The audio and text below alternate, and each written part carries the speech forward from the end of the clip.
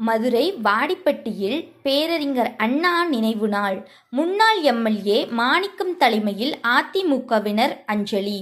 மதுரை மாவட்டம் வாடிப்பட்டியில் மறைந்த முன்னாள் தமிழக முதல்வர் பேரறிஞர் அண்ணாவின் 57வது நினைவு நாள் இன்று உணர்ச்சி பூர்வமாக அனுசரிக்கப்பட்டது.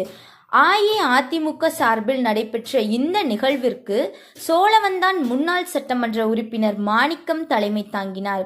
வாடிப்பட்டி நகரின் முக்கிய சாலைகள் வழியாக அதிமுகவினர் திரளாக பங்கேற்ற ஊர்வலம் நடைபெற்றது.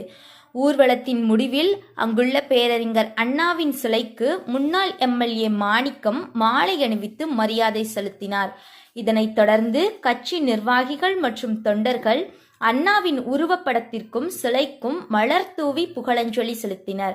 இந்த நிகழ்ச்சியில் அதிமுகவின் ஒன்றிய செயலாளர்கள் காளிதாஸ், அரியூர் ராதாகிருஷ்ணன், கொரியர் கணேசன், ரவிச்சந்திரன், வாடிப்பட்டி யூனியன் முன்னாள் சேர்மன் ராஜேஷ் கண்ணா, வாடிப்பட்டி பேரூர் கழக செயலாளர் அசோக்குமார், மாவட்ட விவசாய அணி இணைச் செயலாளர் வாவிடமருதூர் ஆர்பி குமார், மாவட்ட மகளிர் அணி துணை செயலாளர் சாந்தி மற்றும் ஒன்றிய கிளை பேரூர் கழக நிர்வாகிகள் பலரும் கலந்து கொண்டனர்.